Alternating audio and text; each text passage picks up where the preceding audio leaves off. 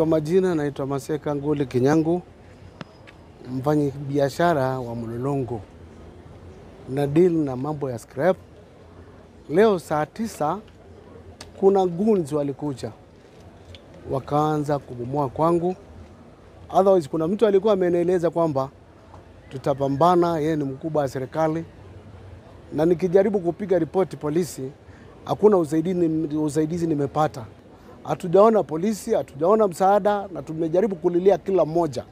Hakuna usaidizi wote.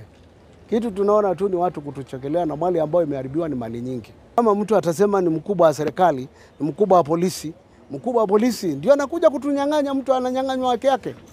Jameni, tuko na over 22 years tukiwa hapa na hatujawahi kuona mtu akitusumbua. Kulikuwa kuna mzozo sababu kuna mtu alijitokezea akaja akasema ni kwake.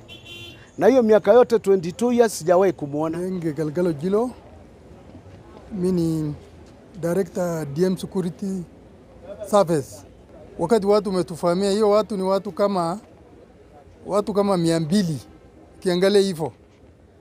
Na kitoka wakati hiyo sisi tumeongojea gari ya polisi, tuoni mtu chochote.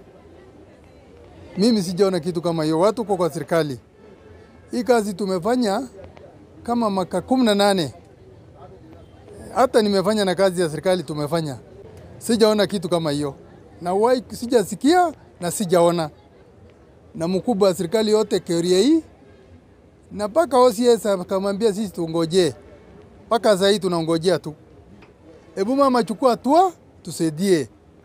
Na mimi nasema kitu kingine. Kama Mkenya alisi, hiyo mtu anajiita yeye ni mtu mkubwa, sisi tujui mkubwa ni Mungu. Hata kama yeye ni mkubwa, hawezi kuja kunyaganya watu mali yake. Tujui. Anasema yeye Deputy Inspector General. Na tumejua jina yake na tumejua yeye. Na lazima serikali achukue hatua, atusaidie kama watu wa Mlolongo. Tafadhali watu sikuje kutumia nyinyi, kupatia nyinyi pombe kidogo, uende uangaishe ndugu zenu, uende kuiba ndugu zako, kukata mtu, kuchokoza mtu. For what? Sisi yote ni Mkenya. Hata wengine ni ndugu yako. Tafadhali. Mtu kama hiyo kikuja, tunasaidiana, tushike mtu kama hiyo. Mtu anakuja kuangamisha sisi. Mtu mmoja akiangamika, kesho wewe au kesho mimi. Lazima tuwe kitu moja, tusaidiane. Tafadhali. Na serikali atusikie mlilio yetu. Na OCPD area hii asikie. OCS anakuja saa 4 asubuhi na anatuambia that he had to sleep. Sasa tukivamiwa usiku hatufai kupata help. And even if maybe you feel like you're in power, we have laws, and laws governs each and every citizen. And we want justice, we demand justice. Insecurity for one is insecurity for all in Mlolongo. We want justice. Saa 9 na 23 ndio tulifika hapa. Lakini hakuna hata ofisa alifika hapa.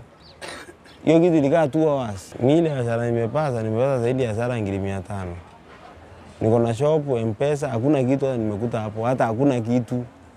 Basi hakuna kitu naweza chukua. Mimi ile hasara nimepata zaidi ya hasara 500.